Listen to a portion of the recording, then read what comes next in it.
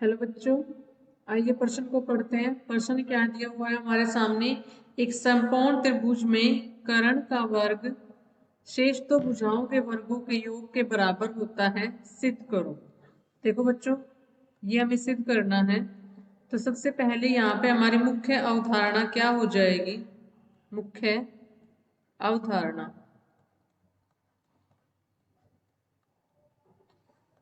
यहाँ पर मुख्य अवधारणा हमें पता है, जब दो त्रिभुज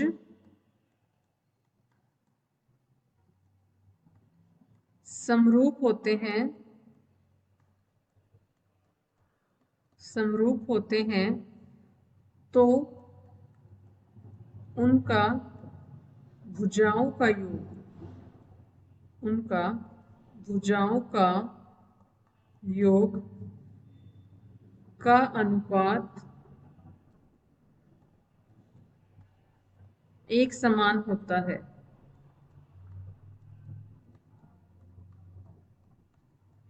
ये मुख्य अवधारणा का हमें अपने प्रश्न में उपयोग करना है।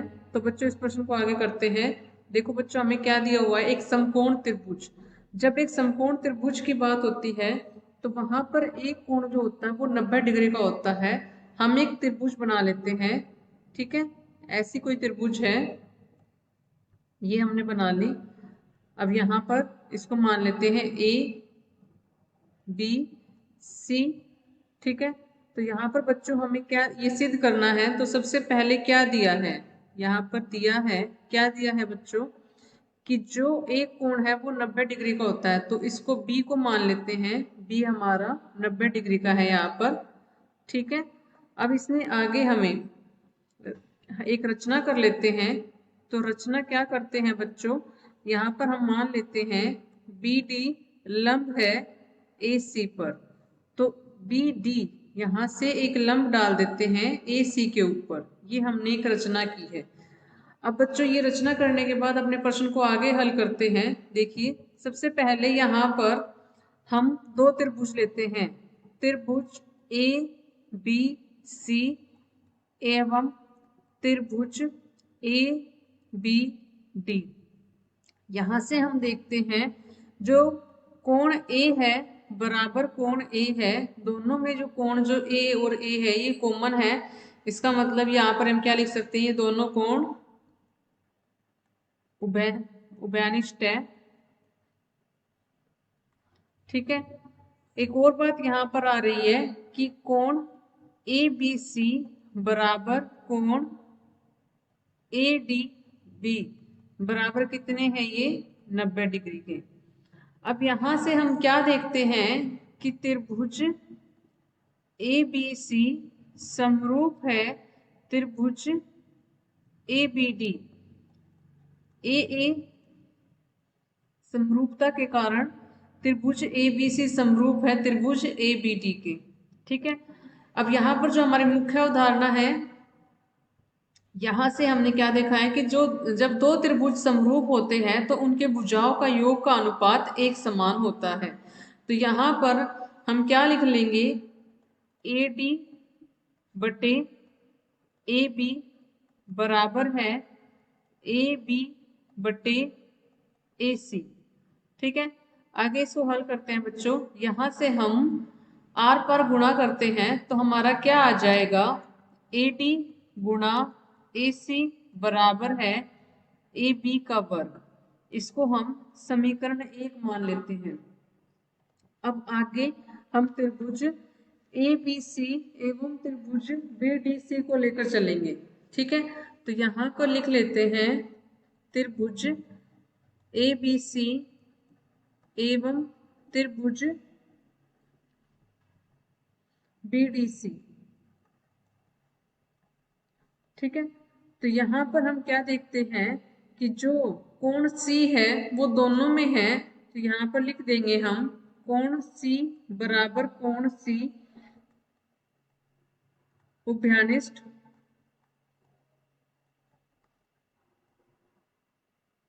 ठीक है।